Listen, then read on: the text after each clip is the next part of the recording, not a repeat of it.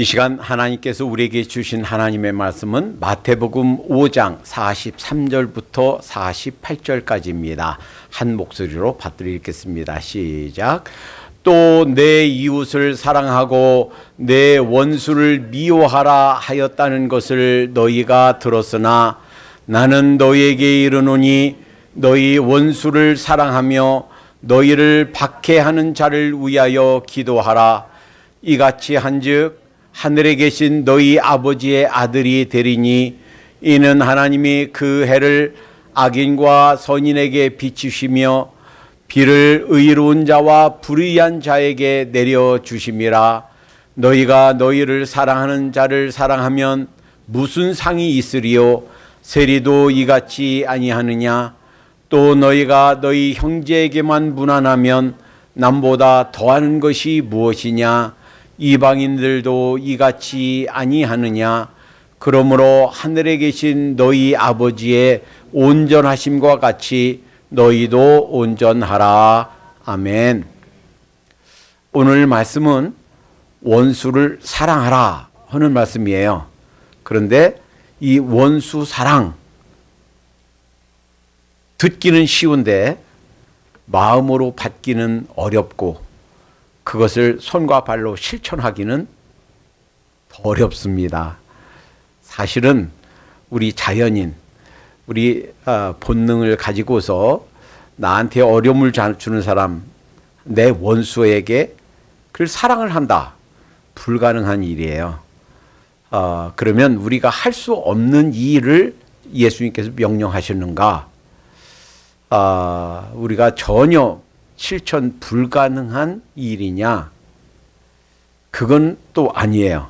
그렇다면 오늘 이 말씀을 이해하기 위해서 몇 가지 사실들을 좀 살펴볼 필요가 있습니다. 이 말씀은 오해의 소지가 많고 또 실제로 실천으로 옮기기가 쉽지 않은 말씀입니다. 예를 들어 보겠습니다. 요즘에 미국에서도 한국에서도 종종 이런 범죄가 행해지고 있습니다. 미국에서 가만히 서 있다가 전혀 모르는 사람이에요. 자기한테 해를 끼친 사람도 아니에요.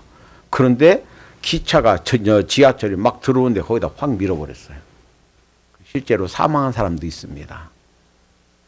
종종 그런 일이 지금 오늘날 뉴욕에서 일어나고 있어요. 한국에서 어떤 사람이 집에다가 불을 휘발유로 불을 지르고 그리고 그 불길 피해서 나오는 사람 무작정 아무나 칼로 찔러서 죽이고 있었습니다. 이러한 묻지마 살인이 종종 일어나고 있어요. 그러면 예를 들어 봅시다. 묻지마 살인을 하고 있는, 묻지마 폭행을 하고 있는 그 사람에게 원수 사랑하라고 있어. 그러니까 그냥 맞고 가만히 있어. 이런 뜻인가요? 그 사람이 나한테 와서 폭행을 하고 칼로 찌르고, 아니 나만이 아니라 나보다 약한 내 가족들, 내 아내, 내 자녀들, 어린 자녀들 와서 칼로 찌르고 죽이고 있는데, 그럼 복수 가만히 있어라. 원수 사랑해라 했으니까 가만히 있어라. 대항하지 말고 같이 폭력 쓰지 말고 하라. 그런 말씀일까요? 가끔 이웃 간에 전쟁이 있습니다. 그러면 막 쳐들어왔어요. 실제 우리나라도 수도 없이 전쟁을 겪었습니다. 북쪽에서 쳐들어오고 남쪽에서 쳐들어오고. 그런데 900 몇십 번 동안 우리나라가 침략을 당했다는 거예요. 그런데 우리나라가 다른 나라를 침략하기 위해서 한 전쟁은, 침략 전쟁은 한 번도 없었답니다. 그러면 참 평화의 민족이다. 그건 좋은데, 자, 그 다른 나라에서 북에서 쳐들어와서, 남에서 쳐들어와서, 남쪽에 쳐들어와서 우리를 그냥 다 침략하고 다 파괴하고 죽이고 빼앗아 가고 종으로 노예로 끌어가고 그래도 대항하지 말고 가만히 있으라 하는 말씀일까요? 여호와의 증인들이 집종 거부하는 성경적 근거로 되는 말씀이 디모데후서 2장 24절이에요. 거기에는 주의 일꾼들, 그 목사들의 자격에 대해서 설명하면서 마땅히 주의 종은 다투지 말며 그랬어요. 다투지 말라 그랬으니까 다투면 안 돼. 집총, 총 들고 집종하면 안 돼. 전쟁에 나가면 안 돼. 그러면 이 말씀이 전쟁하지 말라, 집총하지 말라, 폭력에 폭력으로 같이 맞서지 말라 하는 말씀일까요? 어떻게 생각해요? 그러면 이것이 원수를 사랑하라 하는 말씀이 이런 말씀일까?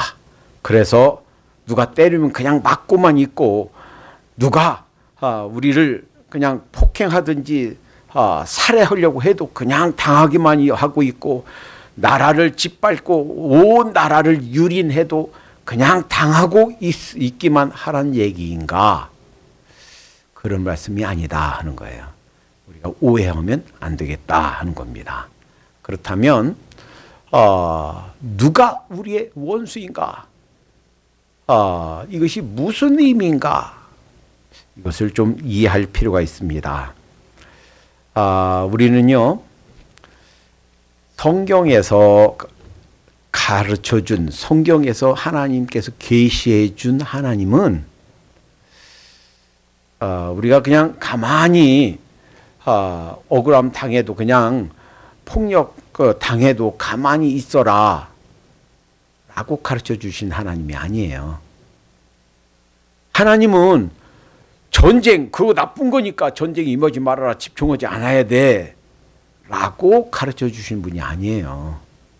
하나님께서 어떤 하나님을 우리에게 보여주시는가? 하나님은 전쟁의 신으로 우리에게 가르쳐 주신 줄로 믿습니다. 전쟁의 신, 싸우는 하나님.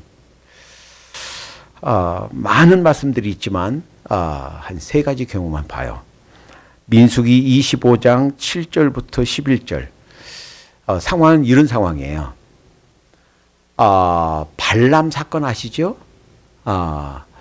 발락 왕이 발람 선지자를 초청해서 이스라엘 저주해달라 그랬는데 가면 안 되는데 간 거예요. 많은 금은보화 그 선물을 가지고 오니까 간 거예요. 가서 저주하려고 그러는데 저주가 안 되는 거예요. 그래서 오히려 축복만 해주고 3번이나 축복만 해주고 왔어요. 그런데 이 발람이 이스라엘 사람들이 어떻게 죄에 빠지고 하나님께 징계받을까, 어떻게 망할까 하는 꾀를 가르쳐 줬어요. 당시 이 가나안에 사는 사람들, 사람들이 자기들 신에게 제사 드리는 제사는 여자들이 그 사제예요. 그리고 그들 신에게 제사 드리는 제사가 여자들하고 그냥 아무 남자들이나 문란한 성관계를 하는 것이 그들 제사 방법이에요. 그러면 하늘에서 그 신이 보고 흥분해서 그 자기 신이 부부관계를 한다. 그래서 내리는 것이 비다. 그 비가 많아야 풍년이 든다 하는 제사 방법이 있어요. 그러니까 거기에 이스라엘 피가 끓는 젊은이들, 군인들 한참 때인 그 군인들 거기에 참석하게 해라. 그러면 죄에 빠지고 그러면 하나님께 징계받아서 망할 거다. 꾀를 가르쳐 줬어요. 그래서 이들이 죄에 빠지는 것이 민수기 25장 시딤에서 있었던 사건입니다. 그런데 이 일 때문에 이들이 죄에 빠진 것 때문에 하나님께서 진노하셨고 그날 그때 죽은 사람들이 갑작스레 연병으로 지금 말하면 코로나 이런 전염병으로 2만 4천 명이 죽었다고 그랬어요. 그래서는 하나님께서 그 두목 두령들을 잡아다 목매달아 죽여라, 처단해라 했는데, 그런 와중에도 젊은이 하나가 그 이방 여인을 데리고 천막까지, 그 진중에까지 와서 천막까지 와서 그 못된 짓을 하려고 그러는 거예요. 그때 아론의 아들, 그리고 그 손자죠. 제가 그 부분 읽어볼게 보세요. 여호와께서 모세에게 일러 가라사대, 엘라살의 아들 비나스가 나의 질투심을 질투하여 이스라엘 중에서 나의 노를 돌이켜서 나의 질투심으로 그들을 진멸하지 않게 하였도다. 이렇게 말씀하셨는데, 그 일이 어떻게 있게 됐는가? 아론의 손자 엘르아살의 아들 비느하스가 창을 갖고 가서 그 진중에까지 여자를, 이방인을 데리고 와서 못된 짓 하는 그 둘을 창으로 찔러서 앞뒤 나왔어요.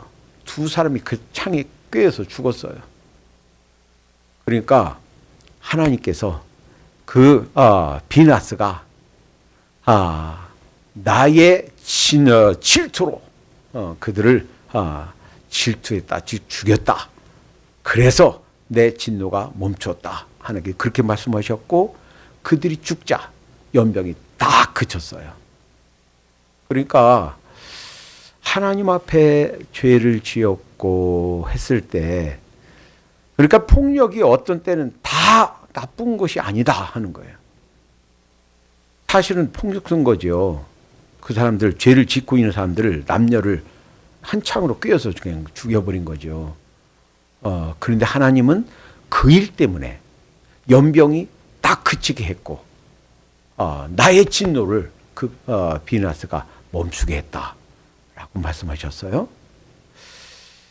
또 한 상황을 보겠습니다. 다윗이 어린 소년이었어요. 아직 아버지 심부름으로 양치고 있다가 형들에게 좀 빵이랑 떡 좀 갖다 드리고, 형들 잘 있나 소식을 물으러 왔다가 본 상황이, 이스라엘 사람들이 꼼짝 못하고 벌벌 떨고 있는 거예요. 누구 때문에? 골리앗 한 사람 때문에. 그냥 거의 3m 가까이 되는 거인이 큰 창칼 빼들고 와서 이스라엘을 욕하고 저주하고, 한번 나랑 붙어보자, 나를 이기면 니네가 다 이긴 걸로 하고, 나한테 지면 니네가 다친 걸로 하자. 그것을 보고 이 다윗이, 그 어린 소년이었지만 하나님 앞에 분기가 충천해서 그를 싸우러 가겠다고 그 사울 왕에게 가서, 사울 왕이 내 투구, 내 갑옷 입어봐. 보니까 툭 들어가요. 이 다른 사람들보다 머리 하나가 더 크다고 그랬어요. 사울이. 그 큰 투구와 갑옷을 맞나요? 안 맞죠? 다 벗어버리고 자기가 양치기 할 때 쓰던 막대기 들고, 그리고 물맷돌, 새총이에요. 새총 하나 들고 싸우러 갔다 하는 거예요. 나가면서 이렇게 말합니다.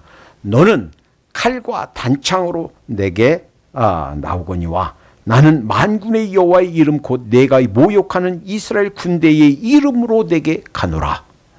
47절, 사무엘상 17장 47절. 또 여호와의 구원하심이 칼과 창에 있지 아니함을 이 무리로 알게 하리라.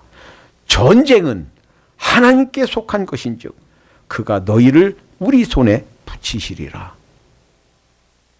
비록 나이는 어리지만, 어떤 포지션이 주어지지 않았지만, 얼마나 기계 있고 믿음 있는, 그런 자신감 있는 배포냐 하는 거예요. 전쟁은 하나님께 속해 있다. 하나님께서 우리에게 너를 붙이실 것이다. 결국 돌멩이, 조그만 돌멩이 5개 주어서 준비하고 싸우러 나갔지만, 다 5개 필요도 없어요. 단 하나. 그저 돌려서 하나 딱 던지니까 이마에 꽉 박혀서 거기서 죽었더라 하는 거예요. 자기는 칼도 없어요. 칼 없이 나갔어요. 무슨 칼로? 골리앗이 가졌던 그 칼로 골리앗의 머리를 잘랐다 하는 거예요. 그러니 하나님은 이 다윗이 고백하는 것처럼 전쟁은 하나님께 속해 있다 하는 거예요.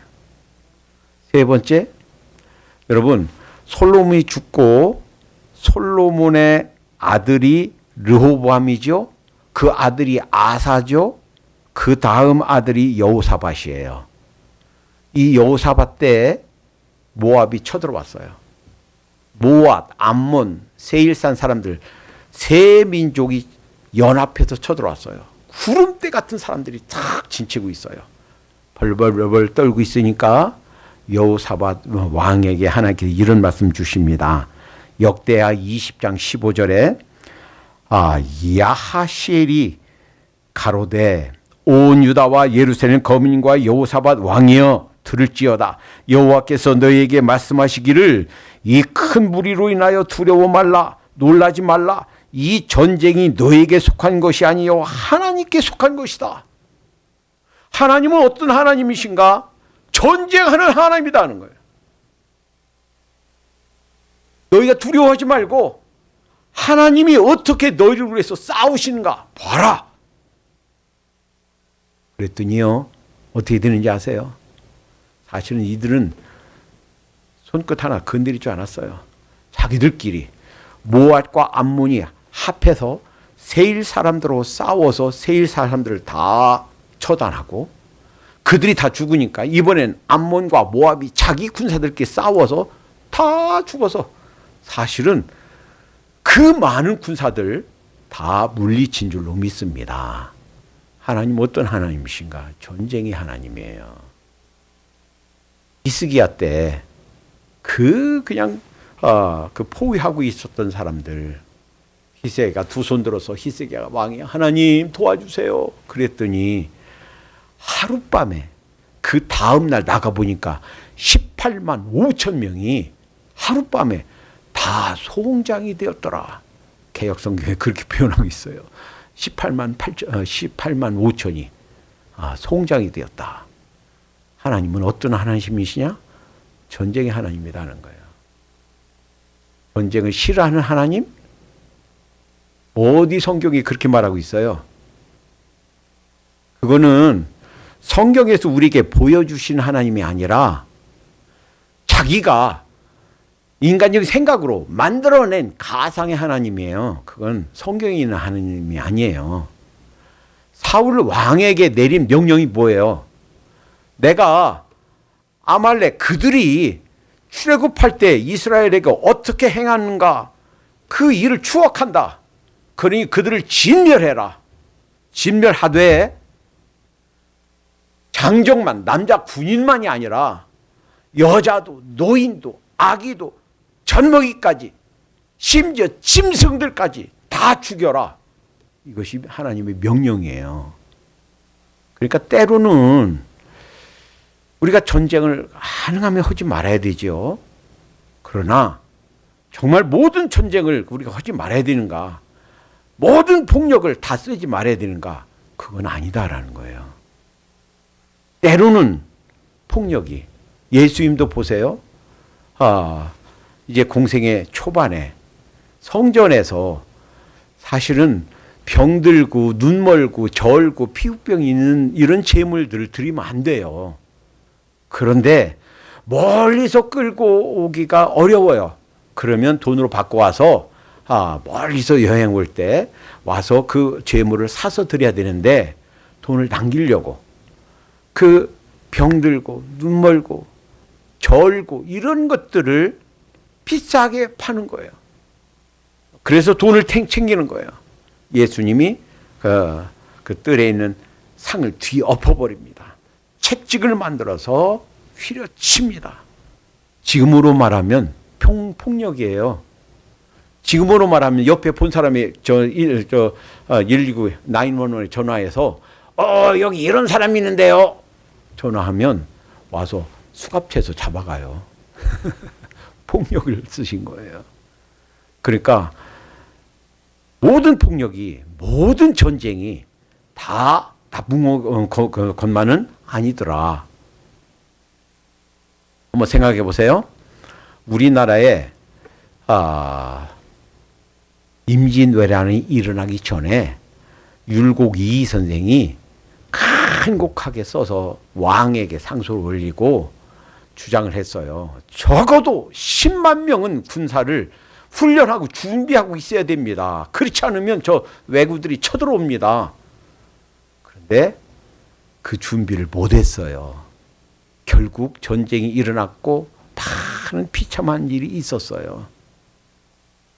그러니까 어떤 때는 힘에 그냥 아부만 해서가 아니라 힘의 힘으로 준비해야 참된 평화가 이루어진다는 거예요. 지금 저렇게 그 부수고 부수는 우크라이나 러시아 전쟁이 왜 일어났습니까? 원래는 이 우크라이나가 핵이 있었어요.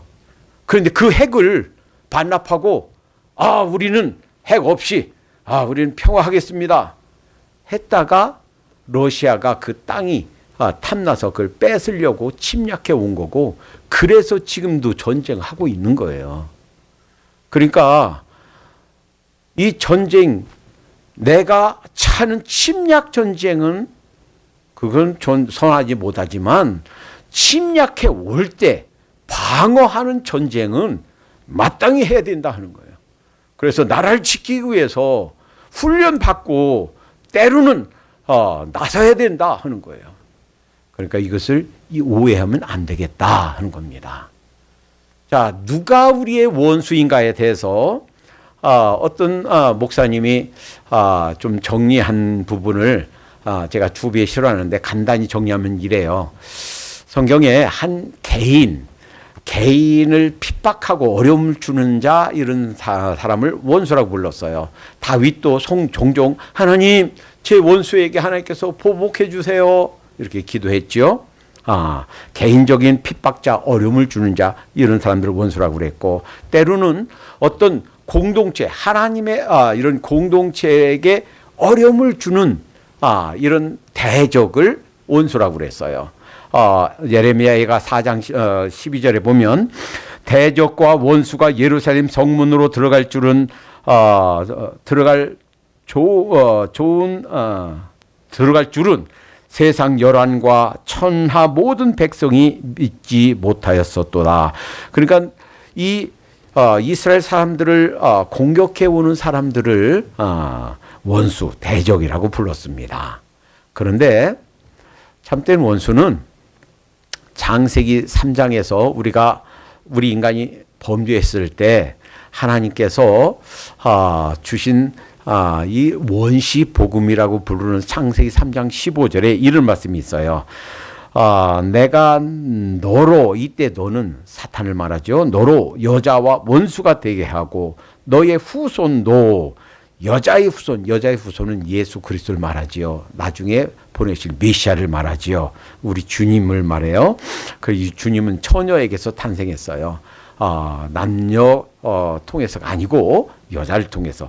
그래서 여자의 후손과 원수가 되게 하리니 여자의 후손은 내 머리를 상하게 할 것이요 너는 그의 발꿈치를 상하게 할 것이라. 예수 그리스도가 사탄 원수니까, 예수 그리스도 누구신가? 우리의 구원자예요. 우리의 메시아예요. 우리의 왕이에요. 우리의 주님이에요. 아멘. 예수 그리스도가 우리의 주인입니다. 주님이세요. 그러니까 우리 예수님하고 원수니까 우리하고도 원수예요.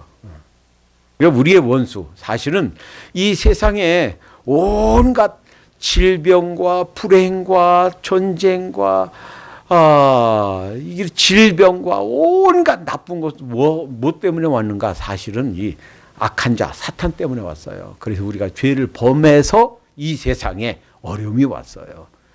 우리의 참된 원수는 사탄과 악한 영들이다 하는 거예요. 우리가 미워해야 될 것은 죄다 하는 거예요. 자, 그러면 이 원수가 아닌 것이 있어요. 한번 생각해 보세요. 어떤 형제들끼리 다툼이 있어. 그래서는 부모님께서 조금 남겨놓은 그 재산 때문에 싸워. 아둥다둥 막 싸워. 여러분, 형제는 의견 차이가 있고 조금 뭐 이렇게 욕심 때문에 조금 이렇게 분쟁이 있다 할지라도 원수는 아닌 줄로 믿습니다. 뿐만 아니라 동료 크리스천, 우리 믿는 사람들끼리 의견이 안 맞아서 조금 이렇게 좀 이렇게 언성이 높을 수도 있어요. 그러나 그렇다고 해서 우리 동료 크리스천이 원수는 아니에요. 아군인 줄로 믿습니다. 한국에 보니까 목회자들끼리 서로 막 욕해서 헛수없이 세상 법정이 개입해가지고 실형을 받게 됐다 하는 것을 어느 목사님이 보내왔어요. 참 안타깝더라고요. 우리 같은 성도들, 같은 목회자들끼리 그것은 의견이 다를 수도 있고 주관과 생각이 다를 수 있지만 그래도 원수는 아니에요. 우리 아군이에요. 정말 그 경쟁자들, 심지어 동종업자들 그 사이에 경쟁이 많죠. 그래서는 한 번 툭 치면 이쪽 툭 치고 보복하고 하지요. 그래서 큰 손해가 있어도 그게 원수가 아니에요. 조금 내가 좀 덜 벌으면 되고 조금 손해 보면 되고 하지, 우리가 싸워야 될 원수는 아니에요. 그 원수는 죄입니다. 원수는 우리를 하나님께로 멀어지게 하려고 하는 악한 세력이 원수예요. 자, 그러면 왜 원수를 사랑해야 되는가? 어떤 근거로 원수를 사랑하라고 그러는가? 먼저 하나님께서 본을 보여주신 줄로 믿습니다.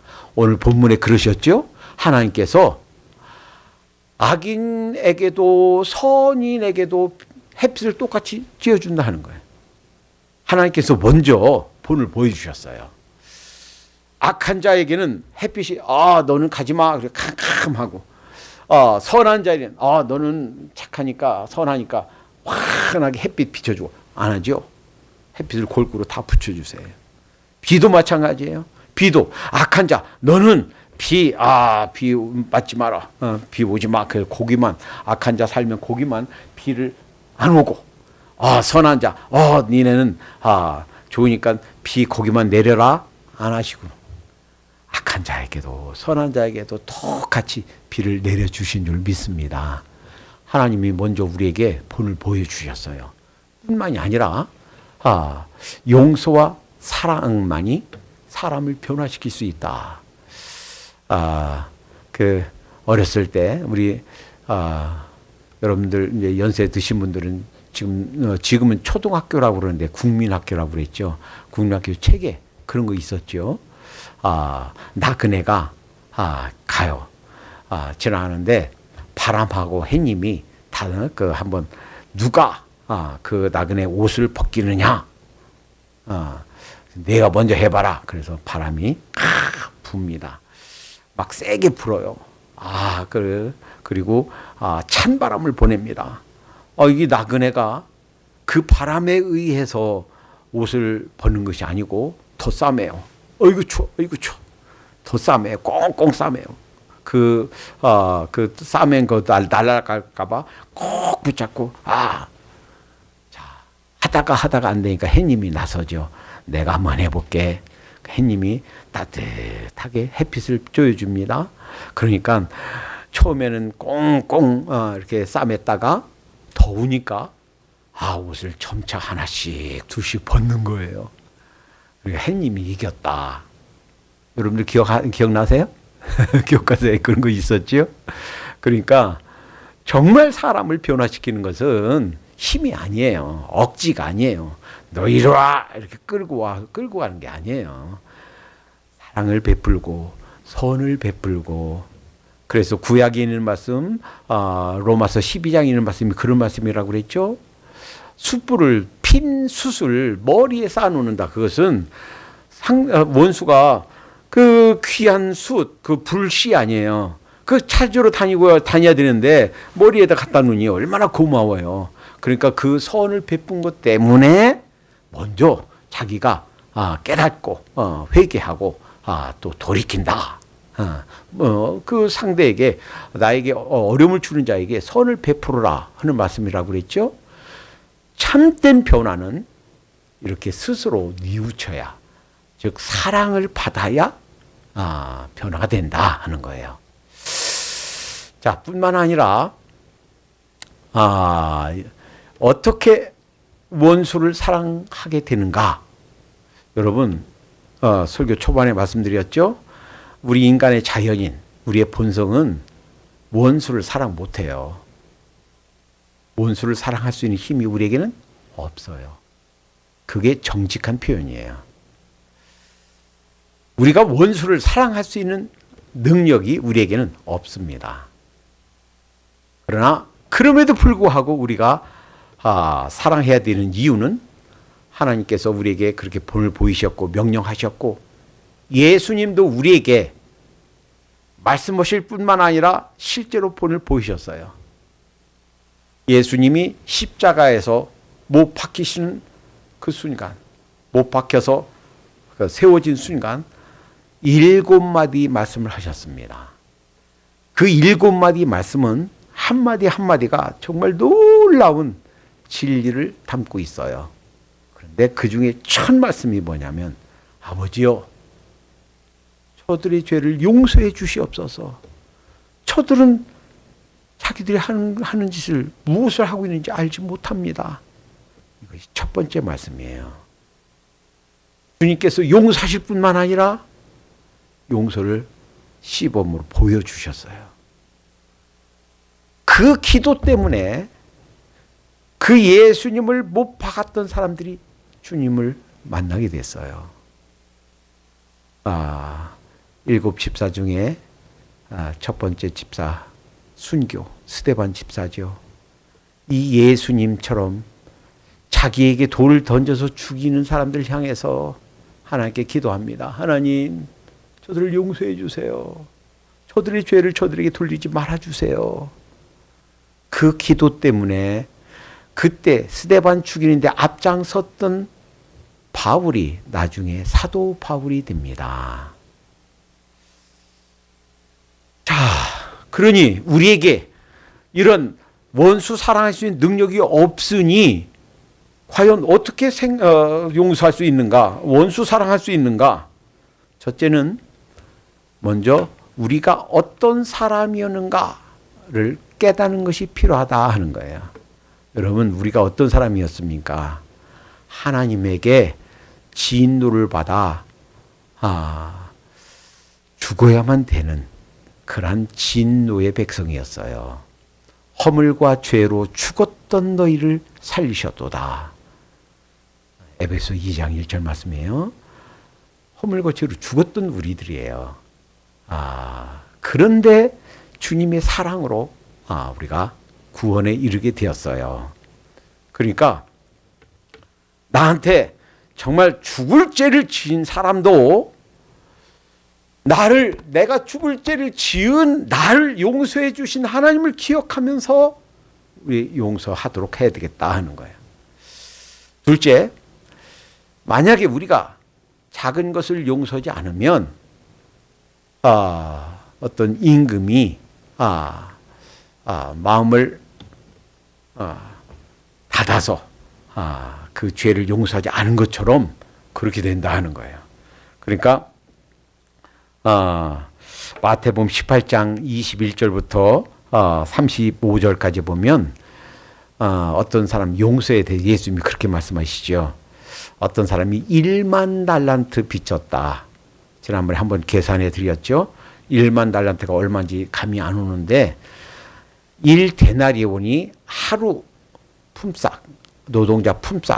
그래서 10시간 일한다고 치고 1시간당 10불 받는다고 치고 대략 100불이다. 물론 실제로는 한 200불 정도 될까요? 근데 그냥 100불이라고 쳐요. 한 데나리온이 100불이라고 쳐서 계산하면 1만 달란트는 1밀리언짜리 집, 원밀리언짜리 갖고 있으면 부자죠. 원밀리언짜리 집이 6천 채가 있는 것이 1만 달란트예요. 이것을 탕감받았는데, 자, 이제 옥에서 나오다가 자기한테 빚진 사람, 얼마 빚졌냐면 100데나리온이에요. 100데나리온이면 원 데나리온을 100불로 잡았으면 만불 빚진 거예요. 물론 만불 적은 돈은 아니지만 그 큰 돈도 아니죠. 웬만한 사람들은 그냥 갚을 수 있는 돈이죠. 근데 그거 안 갚았다고 멱살 잡고 감옥에다 집어쳐넣었어요. 문제는 다 밖에서 보던 사람들이 그럴 수가 있나? 자기는 일반 달란트를 탕감받았는데, 그래서 그걸 임금님에게 일로 바쳤어요. 그랬더니 진노해서 다시 옥에다 가두고 그거 다 갚을 때까지 옥에 있으라. 자, 그러시면서 예수님이 이렇게 말씀하십니다. 너희가 중심으로 형제를 용서하지 않으면 천부께서도 하나님께서도 너에게 이같이 하시리라 그랬어요. 그러니까 용서해야 되겠구나. 사실은 나도 하나님께 용서받지 못할 그런 죄를 탕감받은 사람이야. 자, 그런데 이런 당위성만 가지고서는 해결이 안 됩니다. 그렇지, 해야 돼. 하나님이 본을 보이셨고 예수님이 본을 보이셨고 이런 명령을 주셔서 나한테 어려움을 주는 자, 내게 물질적 손해를 끼치는 자, 그리고 나에게 신체적인 혹은 실제적인 핍박을 가하는 자 용서하라고 그랬어. 사랑하라고 그랬어. 그러한 당위성만으로는 용서할 수 있는 힘이 생기지 않습니다. 용서를 못합니다. 원수를 사랑하지 못합니다. 그런데 오늘 본문 말씀 중에 너희 핍박하는 자를 위해서 뭐 하라 그랬어요? 기도하라 그랬어요. 기도하라. 기도하면 그런 능력이 생기는 줄로 믿습니다. 하나님, 내게 저 사람 미워요. 있는 그대로 말씀드리세요. 하나님, 나한테 이런 어려움 주는 사람들 정말 미워하는 마음을 어쩔 수가 없어요. 그러니 주님께서 저 사람도 사랑해 주시고 저에게도 그 사람을 품을 수 있는 마음을 허락해 주세요 라고 기도하면 주님께서 들어주실 줄로 믿습니다. 그러면 주님께서 성령님께서 주세요. 성령님께서 우리를 다스려 주세요. 성령님께서 저에게 이 용서할 수 있는 마음, 사랑할 수 있는 마음을 주세요 라고 하시면 하나님께서 들어주셔서 용서할 수 있게 되는 줄로 믿습니다. 이것이 비결이에요. 이것이 방법이에요. 그러니까 당위성만으로 해야 돼 라는 것만으로 안 된다 하는 거예요. 성령님이 우리에게 오시면 일어나는 9가지 열매가 있는데 그 중에 첫째가 사랑이에요. 내가 도저히 사랑할 수 없는 사람까지도 사랑하는 마음이 생겨요. 내 마음을 도저히 열 수 없는 사람에게 마음이 열려요. 그것이 성령님이 오신 증거인 줄로 믿습니다. 이렇게 하면 너희 하나님의 아들이 되리라 오늘 본문에 그랬죠? 그러면 이렇게 행하면 행동으로 하나님의 아들이 되느냐? 그런 의미가 아니에요. 이런 의미예요. 이렇게 나에게 손해를 끼치고 잘못하는 사람에게라도 사랑하면 그것이 하나님의 아들과 딸인 증거가 된다 하는 말씀인 줄로 믿습니다. 여러분, 혹시라도 아직까지 내가 마음을 열지 못하고 있는 사람이 혹시 있나요? 누구 생각하면 그냥만 생각하면 밥맛이 없어. 그 사람하고는 같이 밥도 못 먹겠어. 혹시 그런 사람이 있나요?